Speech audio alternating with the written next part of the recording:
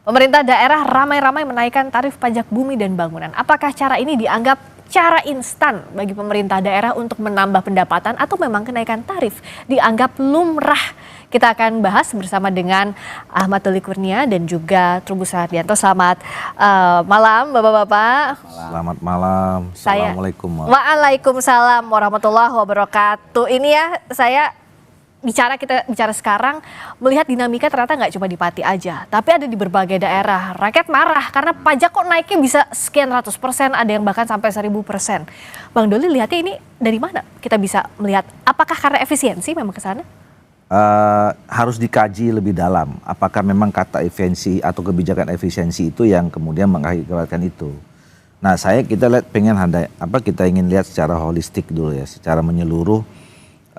Pertama memang betul kita masih punya problem tentang soal kapasitas dan pendapatan daerah. Ya. Nah ini juga nanti berkaitan dengan soal kebijakan dana transfer daerah. Nah saya kemudian di Komisi 2 sejak tahun lalu sudah ingin membicarakan kepada pemerintah. Sebenarnya soal kebijakan dana transfer daerah ini itu harus lengkap dengan soal mekanisme evaluasinya.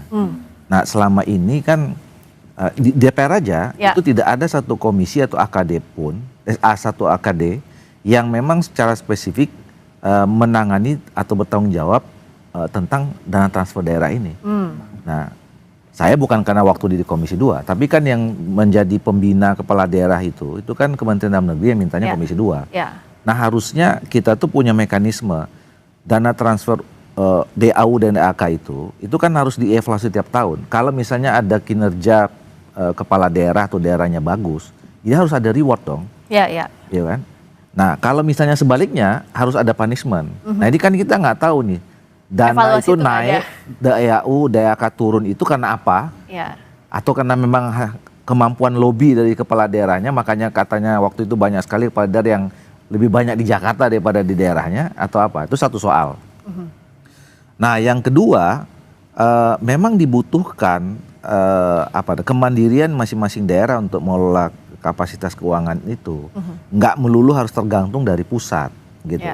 Nah, harus dicari memang potensi-potensi ekonomi di daerah itu seperti apa, termasuk kemampuan leadership kepemimpinan kepala daerah yang inovatif dan kreatif gitu loh. Nah, kejadian ini itu terjadi pada 3 dan keempat hal berikutnya. Pertama soal mau gampang saja, instan ya Pak. Instan, ya kan? Ya udahlah daripada pusing nyari-nyari sumber yang lain atau memikirkan yang susah-susah, gampang aja kita tarik aja dari rakyat. Nah dia lupa mereka tuh terpilih dari rakyat. Ya gitu. Dan kalaupun misalnya mau diterbitkan kebijakan itu, tanya rakyat dulu gitu loh. Rakyat setuju apa enggak gitu kan? Nah ini kan enggak nih, langsung main tetapkan 2.000, 1.000, 200, 400 dan segala macam. Nah yang ketiga komunikasi politik gitu. Nah oleh karena itu menurut saya ini simptom saja, fenomena gunung es aja, cuman hanya muncul Pati, Jombang, Cirebon. Dan menurut saya ini mungkin hampir sama. Nah oleh karena itu ini nggak bisa dibiarkan terlalu lama. Nah ini setuju, nggak bisa dibiarin terlalu lama. Saya ke Pak Trubus Hardiansyah dari sisi pengamat kebijakan publik. Karena waktunya kita nggak panjang, sementara kebijakan ini kan sudah kadung disampaikan ke masyarakat. Yang baru bilang batal ya Pati sama Jombang, itu pun sudah banyak amarah publik. Apa yang bisa dilakukan? Ya harus dilakukan, pemerintah pusat melakukan evaluasi menyeluruh terhadap kebijakan terhadap TKD itu sendiri. Karena kan selama ini sebenarnya TKD itulah yang memancing daerah-daerah itu melakukan pemekaran.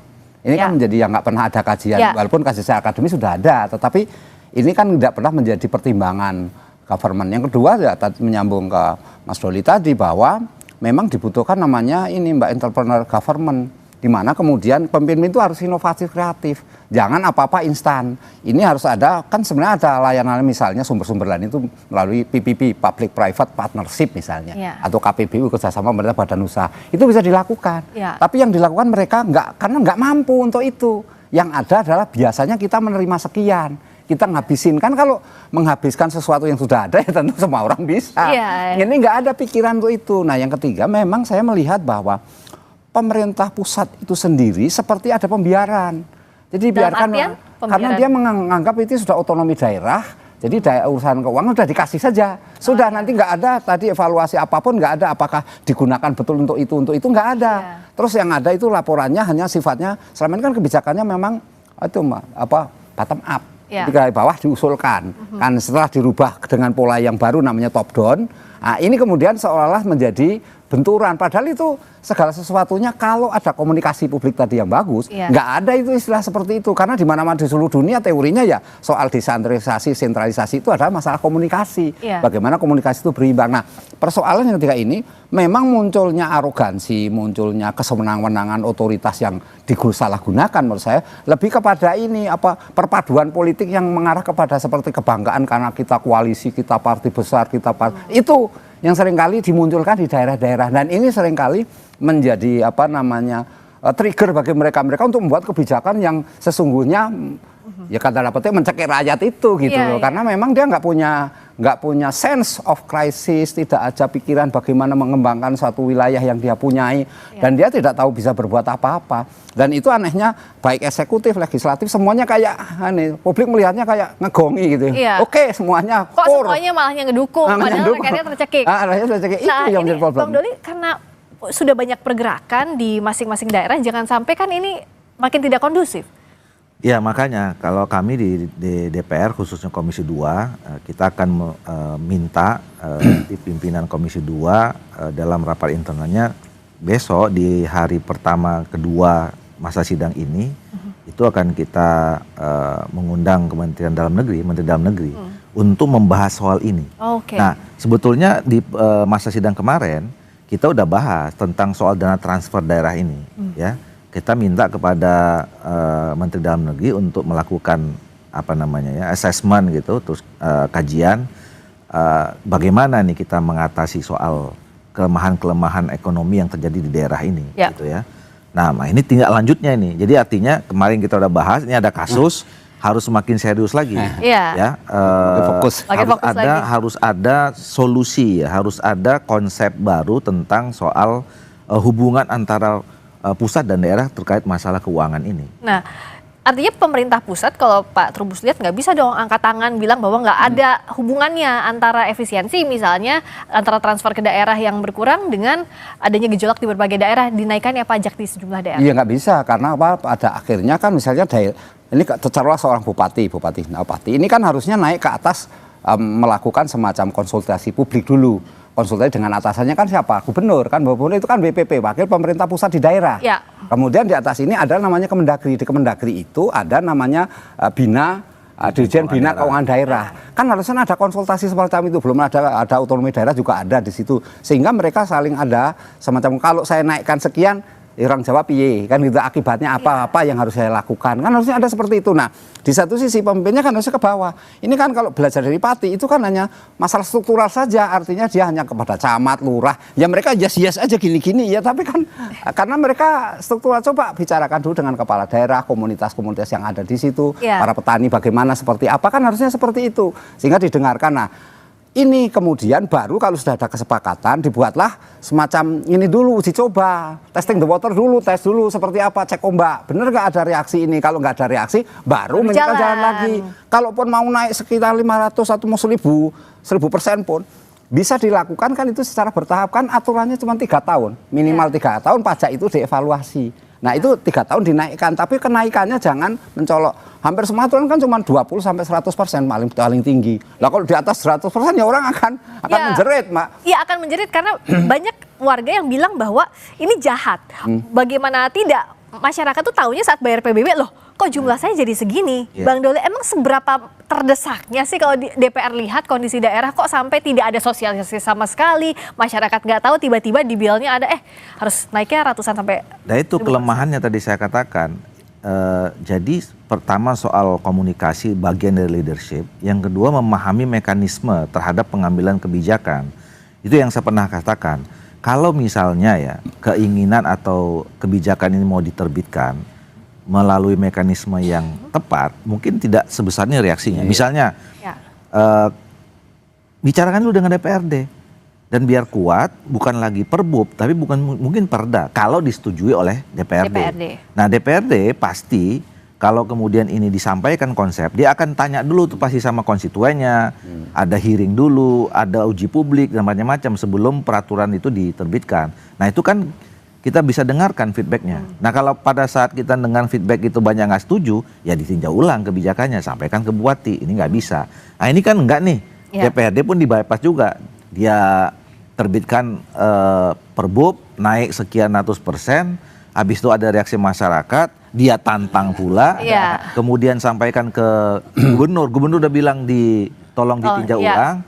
Bahkan Pak Prabowo kemarin udah katakan juga kan berapa hari yang lalu, itu tolong jangan diteruskan.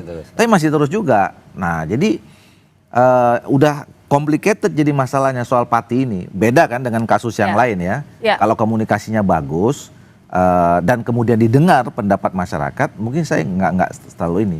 Tapi itu kan dihilir. Nah hulunya tadi itu menurut saya masalah tadi soal bagaimana kita mengatur soal hubungan keuangan pusat daerah yang betul-betul proporsional. Nah sementara ini apakah transfer ke daerahnya ya tidak diefisiensikan dulu begitu? Mungkin nggak atau nggak mau itu sudah diketok palu dari pemerintah pusat nggak bisa apa-apa, sekarang bolanya di daerah? Ya nggak, tapi sebenarnya begini, kalau memang akibat ini disebabkan karena tadi kebijakan efisiensi, itu yang saya katakan tadi belum tentu benar. Karena sepahaman kita, Pak Presiden dalam mengambil kebijakan efisiensi itu kan pasti juga mempertimbangkan faktor-faktor atau variabel-variabel yang tidak mengurangi kepentingan rakyat. Kan visinya Pak Prabowo itu, gitu ya. Nah, makanya itu yang kita cari tahu. Kita nggak boleh dulu kemudian mengatakan ini sebab dari itu. Kalaupun misalnya iya ya, katakanlah gitu ya. Ini kan namanya gubernur, kemudian bupati, wali kota, itu kan juga secara implementasi kebijakan perpanjangan tangan pusat kan.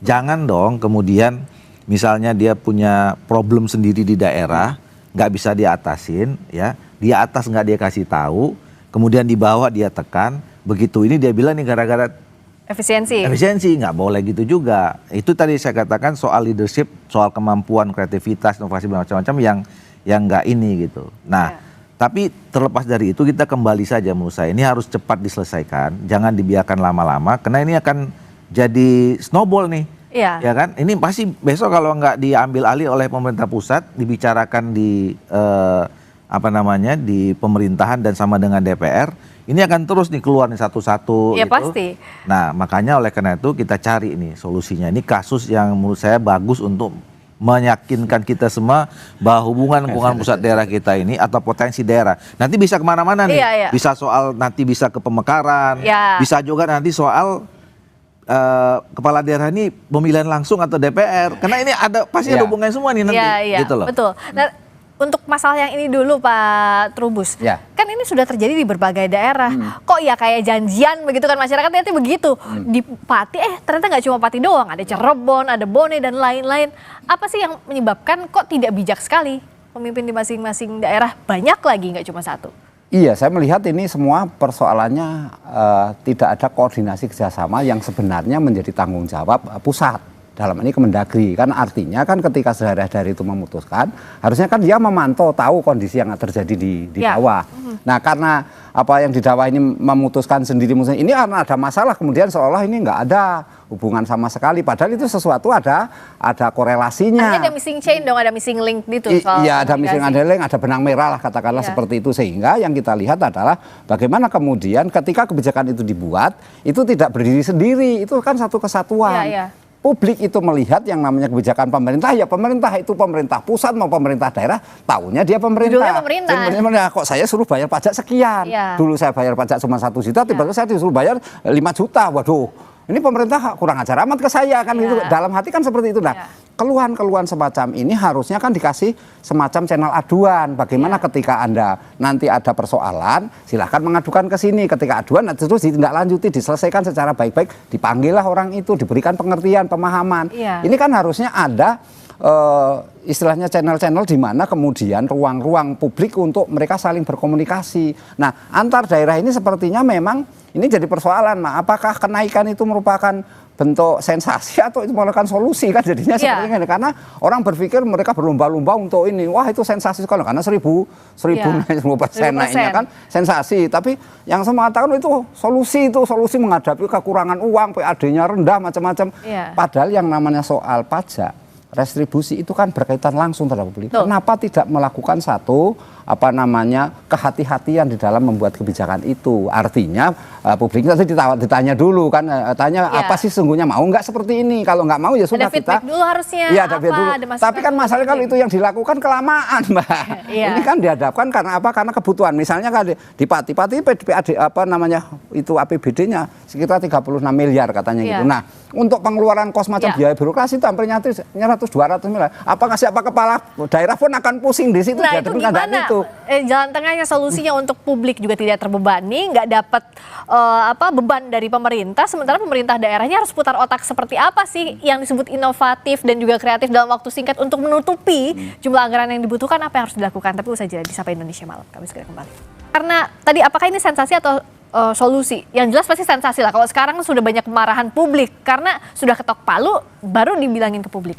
Nah, tapi solusinya apa sih, Bang Doli? Karena kan di sisi lain pasti pemerintah daerah juga butuh anggaran itu. Tadi kan paling cepat ya mintain aja ke publik.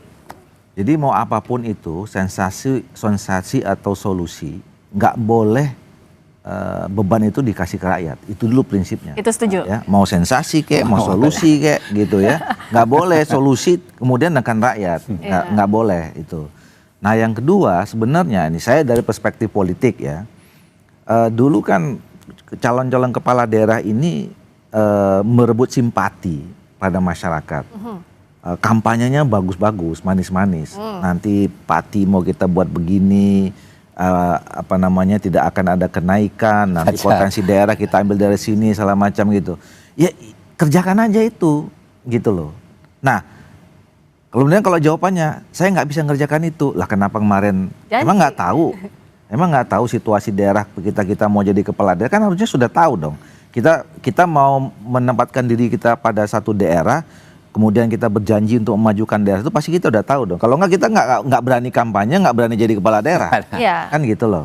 Nah makanya semua janji kampanye itu konsep yang pasti sudah dirumuskan sejak awal pada saat kampanye, ya dikerjakan saja. Yang terutama untuk meningkatkan kapasitas daerah. Ya tentu bicara lebih detail. Ya apa yang ada dalam potensi di dalam daerah itu yang harus dioptimalisasikan kan. Nah kalau kemudian perlu ada koordinasi komunikasi dengan kebijakan pemerintah pusat, ya disampaikan saja misalnya pembinanya ke Kementerian Dalam Negeri. Eskalasi dong gitu harusnya gitu ya. Kan? Atau kemudian misalnya dibutuhkan koordinasi dengan kementerian teknis yang lain gitu. Nah itu yang harus dikerjakan untuk mencari solusi. Nah bukan nggak boleh kita naikkan pajak, boleh, tapi satu ada mekanismenya, ada caranya, diatur kapan mungkin bertahap, tidak semua diberlakukan pada seluruh rakyat gitu. Ada mekanisme penerbitan peraturannya, ada komunikasi politik. Nah, saya kira tempat lain juga pasti juga banyak yang berhasil juga dalam menangani masalah-masalah peningkatan kapasitas keuangan daerahnya gitu. Nah kalau dari Pak Trubus apa solusinya yang bisa dilakukan dalam waktu dekat? Iya solusinya hampir sama, itu potensi, tetapi ini persoalannya bagaimana kemudian kemampuan dari elit-elit di daerah itu untuk berkolaborasi memecahkan persoalan-persoalan yang dihadapi itu. Karena seringkali ego sektoral ya kan itu menjadi problem, ego politik. Klasik ini ya. Nah, masalah klasik, ada budaya-budaya struktural feodal yang sebenarnya mereka tertanam. Ini kan sesuatu yang sulit, ada ewuh pakewuh orang Jawa itu sehingga mereka ketika mereka mau duduk bersama itu nggak mau, padahal watak kita sebenarnya kan gotong royong, semuanya kan bisa bersama. Tapi ini persoalannya adalah bagaimana kemudian ketika memang demokrasi parpol, sehingga parpol ini kan juga mendorong agar terjadi ada kompetisi-kompetisi yang dilahirkan di situ, sehingga membawa situasi di mana kemudian ketika kebijakan itu dibuat untuk menunjukkan ini loh dari kami, ini loh yang kami ada kan gitu. Jadi eksesnya ini gue. Nah ini yang menjawabkan kemudian apa yang terjadi adalah tidak ada selaras memang dengan kehendak publik, padahal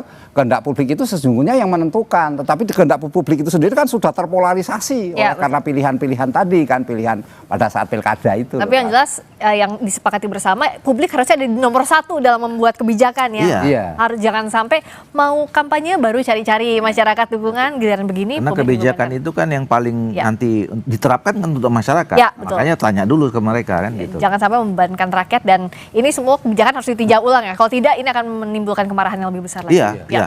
Terima kasih Bang Doli, terima kasih Sama-sama. Pak Trubus. Terima kasih sudah disapa Indonesia Malam.